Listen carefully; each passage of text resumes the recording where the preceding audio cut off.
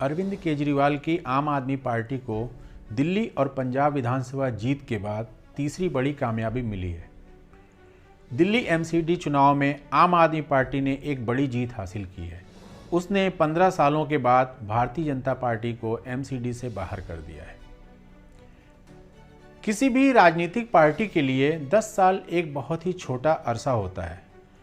आम आदमी पार्टी ने बहुत मायनों में एक नज़ीर पेश की है।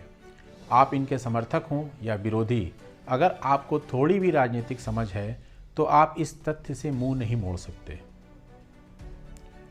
जन लोकपाल आंदोलन, जिसे अन्ना आंदोलन भी कहा जाता है, उसी आंदोलन के गर्भ से एनजीओ चलाने वाले छोटे कद के लेकिन बड़े दिमाग के मालिक अरविंद केजरीवाल का राजनीतिक जन्म हुआ। अन्ना हजारे की असहमति के बावजूद भी उन्होंने एक राजनीतिक पार्टी का गठन किया और दिल्ली विधानसभा की गद्दी हासिल करने का एक असंभव सा सपना देखा।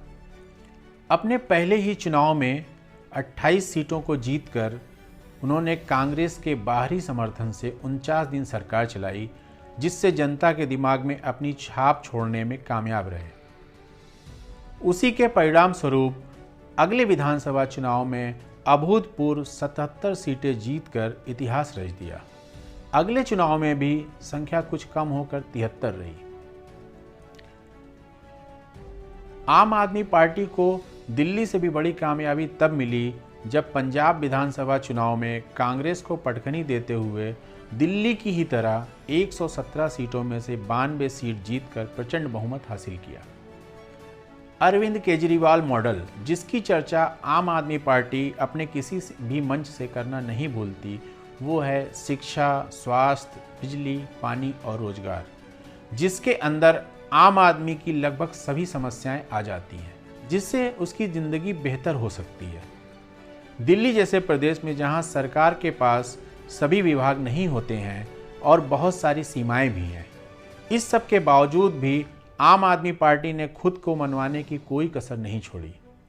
जिस तरह से एक बड़े आंदोलन से ये पार्टी उभर कर आई थी, इसके लिए चुनौतियां भी कम नहीं थी। वहीं इस पार्टी के नेता अरविंद केजरीवाल पर भी बहुत सारे सवालिया निशान थे, क्योंकि जिस तरह से अन्ना हजारे को अपार जनसमर्थन मिला था, उस अन्ना की सहमति के बिना अरविंद केजरीवाल ने इसे एक राजनीतिक पार्टी का रूप दे दिया, जिसे लेकर लोगों के बीच आशंकाएं कम नहीं थी।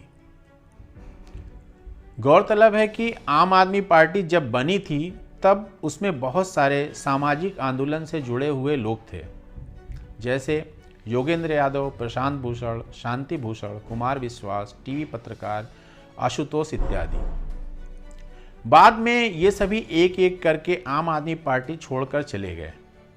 सभी ने अरविंद केजरीवाल पर उन मुद्दों से हटने का आरोप लगाया जिसके आधार पर पार्टी का निर्माण हुआ था। तब एक बार फिर अरविंद केजरीवाल और उनकी क्षमताओं पर सवाल उठने लगे। किसी ने उन्हें हिटलर शाही चलाने वाला नेता करार दिया, तो किसी ने उनकी राजनीति के हर दांव को स्टंट बता दिया। किसी ने उनकी खांसी को निशाना बनाया, तो किसी ने उनके मफलर को।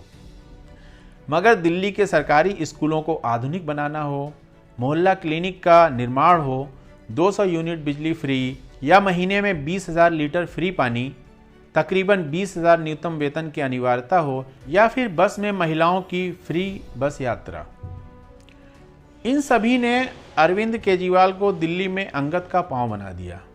इसके साथ ही आसपास के राज्यों में भी ये मॉडल मोदी के गुजरात मॉडल की तरह खूब चर्चित हुआ, जिसका परिणाम पंजाब विधानसभा में बहुमत के रूप में सामने आया।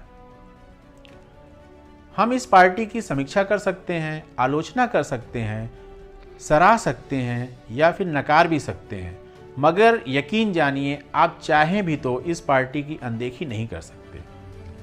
इस पार्टी ने बहुत कम वक्त में ही देश की राजनीति में अपनी एक अलग छाप छोड़ी है। लोगों के बीच अक्सर चर्चा में रहने वाली इस पार्टी ने पिछले कुछ वक्त में ही अपनी रणनीति बदली है। अब एक मजे हुए राजनीतिक दल की तरह अपने वजूद को हर दिन मजबूत करती जा रही है।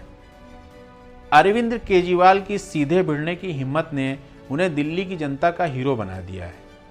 चाहे वो दिल्ली की कद्दावर मुख्यमंत्री शीला दीक्षित को आमने सामने के मुकाबले में मात देना हो, या फिर 2014 के लोकसभा चुनाव में बनारस जाकर नरेंद्र मोदी का सामना करना हो, अपने शुरुआती दौर में मोदी सरकार को हर मुद्दे पर घेरते केजरीवाल तेजी के साथ विपक्ष का एक चर्चित चेहरा बन गए थे। तब भी किसी ने यह नहीं सोचा था कि केजरीवाल कभी दिल्ली के बाहर भी अपना कोई वजूद बना सकेंगे। पर जब पंजाब से उनके 4 सांसद चुनकर आए तो सबका चौंकना स्वाभाविक था, क्योंकि लोकसभा चुनाव में दिल्ली की सारी सीट भारतीय जनता पार्टी जीत गई थी। अब वर्तमान में दिल्ली एमसीडी पर कब्जा भी एक बड़ी घटना है, जो भारतीय जनता पार्टी के लिए बड़ा झटका और आम आदमी पार्टी के लिए जश्न का मौका है। दिल्ली की जनता ने बहाने बनाने के सारे मौके खत्म कर दिए। दिल्ली विधानसभा के साथ एमसीडी की भी गद्दी केजरीवाल को सौंप दी है। अगले लोकसभा चुनाव से पहले दिल्ली विधानसभा, एमसीडी और पंजाब में उनकी सरकार का प्रदर्शन काफ़ी कुछ फर्क डालेगा।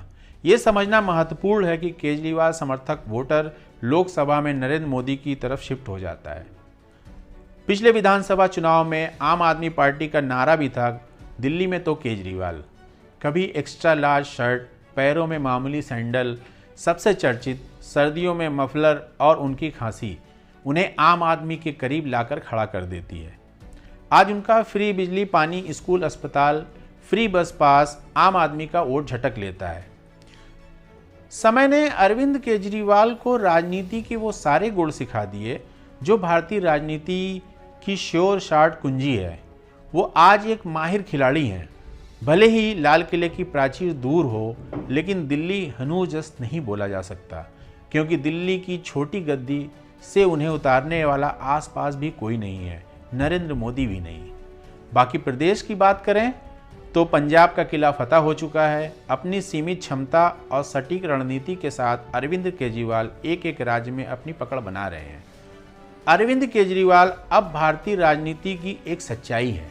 भले ही वो पहले कार्यकाल वाले क्रांतिकारी केजरीवाल से आज एक खाग राजनीतिक केजरीवाल में बदल चुके हों, लेकिन विपक्ष की राजनीति में अब सिर्फ एक घुसपैठिए नहीं रहे, वो अपनी एक मजबूत पहचान रखते हैं। कभी प्रचार पर पैसा बहाने के लिए रोज मोदी सरकार को कटघरे में खड़ा करने वाले अरविंद केजरीवाल आज हर बस स्टैंड, होर्डिंग्स पर लगातार नजर आते हैं। मोदी की तरह उठती उंगली को अपने फायदे की तरफ मोड़ लेने की कला उन्हें खास बनाती है। अभी हो रहे गुजरात और हिमाचल विधानसभा चुनाव में से विशेषकर गुजरात विधानसभा चुनाव में आम आदमी पार्टी का प्रदर्शन उनकी आगे की राजनीतिक दिशा तय करने में एक महत्वपूर्ण भूमिका निभाएगा।